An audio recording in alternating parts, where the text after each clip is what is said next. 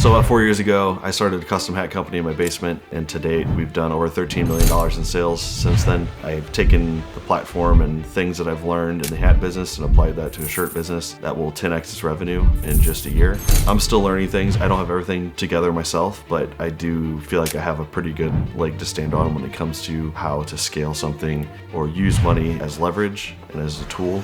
So this video actually stems from a comment. So I'm in a lot of different Facebook groups pertaining to the industry that my business is in. So this is a screen printing Facebook group, but this guy basically saying he's got a potential client that wants 900 to 1,200 shirts a week. And he's got one manual press in that he's currently operating 2 different businesses. So he's looking for an option to use heat presses and like outsourcing the prints so that he can heat press each individual shirt to save money on like an equipment cost or something. But my comment to him was basically, look dude, he's got this massive potential weekly customer that he could get if he just had the equipment to support that. And I said, take the job, buy an auto press now, work your ass off to get it done, land the repeat business. You now have an automatic screen printing press to use to sell more jobs confidently and scale your business. Take the uncomfortable risk, overextend, and make it happen. YOLO. You only live once, because it's true. And the guy's response to that is, yep, just spent 40 grand I don't have. And that's the mentality. Wow. And that right there is the whole reason I'm making this video. This mindset is exactly what I think probably 90% of small business or entrepreneurs get stuck in. It's like this scarcity mindset, and like you have to have the money to buy the equipment, when really you're never gonna have the money to buy the equipment because you're not getting the business or the customers for the equipment. That's the mindset that's got to switch. Like, yeah, you don't have 40 grand just sitting there to buy this equipment, but there's banks that will easily loan you 40 grand to go get that equipment. He could have already taken the job for this 1,200 shirts a week and already had it solidified as a customer. But right now he's doing these mental gymnastics of how can I get these prints from this other company where I'm not even sure if the quality is gonna be good. I don't even know how long it's gonna take to press all 12 of these shirts every time, manually, one at a time. The time it's taking for him to do the mental gymnastics of figuring out how to do this with the equipment he has, he could have already had the loan applications submitted for the money to get the auto press, and the ball's rolling on that, where he could have gone out and tried to find 2 or 3 or 4 more of the 1,200 shirt per week clients. He's already got a way to figure out who this guy is to be a customer. So getting out of the mindset of like, oh, I don't have 40 grand to buy that. Like, how I can't afford that, and figuring out how to afford it. That is probably the biggest switch that has to get turned on in your head to get out of your current situation. I've literally lived my life from the age of 16 years old, making car payments, insurance payments, cell phone bill payments, and my mindset is I'll just get a fucking loan, make a payment, and make sure I make enough money to at least make that payment. You know what I mean?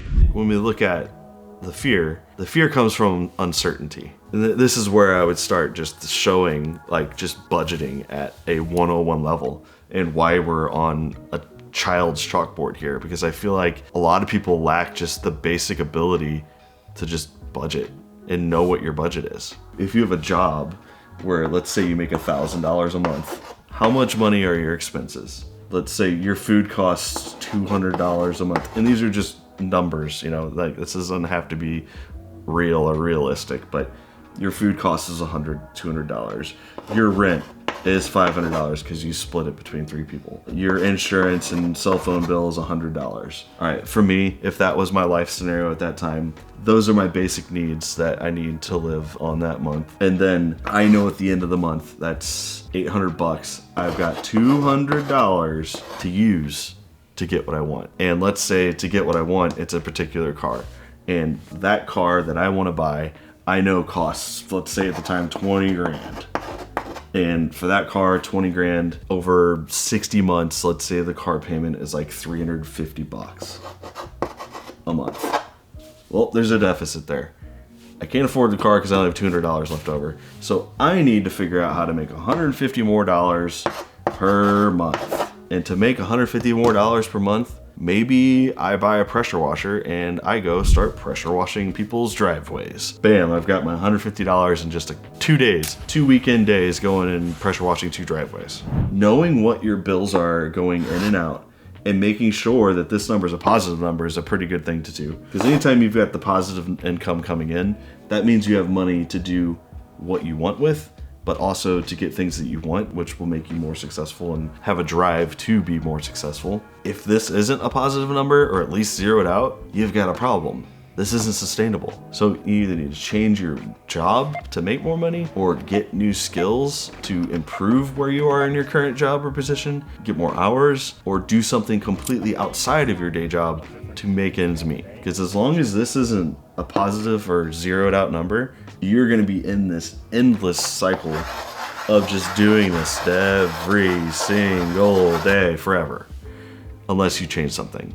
And a lot of people, I think, get stuck in this cycle. Maybe it's because of debt, maybe it's because it's credit cards, or maybe it's because it's not knowing their budget and spending beyond their means. And I really truly think a lot of people, it's not that they can't do this, they don't. And that's why they get stuck in the rat race.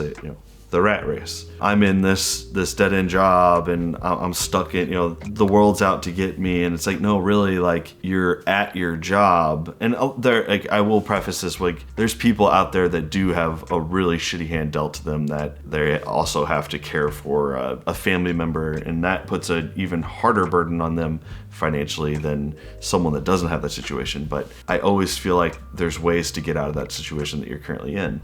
Say, like, you're working a day job and you need more money to make ends meet. Learn a skill.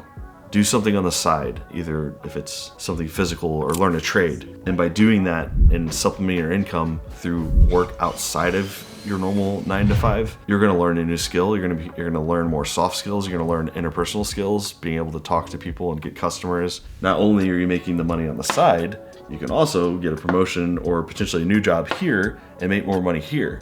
So it's a compounding investment of your time and your energy. It's okay to have a 9 to 5.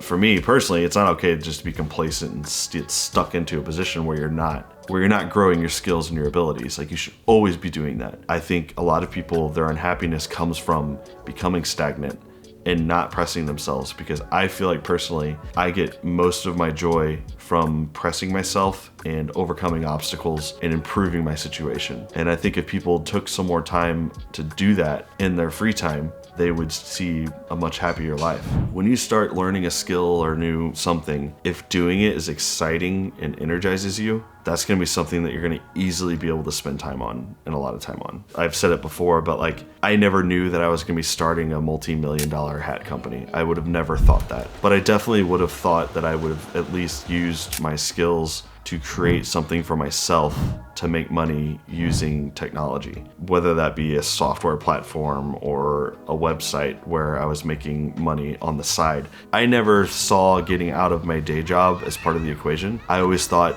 of doing things externally to make more money to supplement my day job. Say your day job is you're a mechanic, maybe not even just a mechanic, you're an oil change tech at like a speed lube or something, but you do have mechanical abilities, and you go home and your personal car is like a Subaru WRX, and working on that car, there's this one problem that, because you're in the other Facebook groups with all the other people that work on that car, there's one problem that all the cars have, that if you could just create a product to solve that problem. So say the climate control knob always breaks off.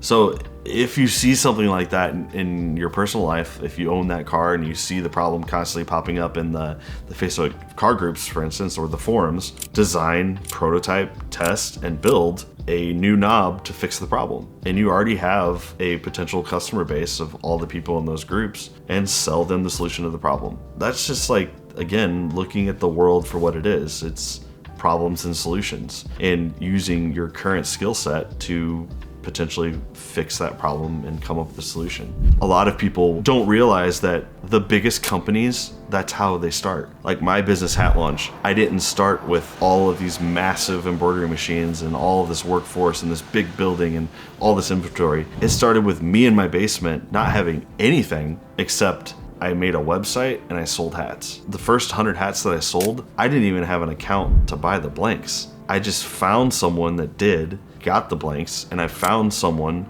to actually stitch the hats for me locally. By just jumping in and doing it, it forced me to make it become a reality.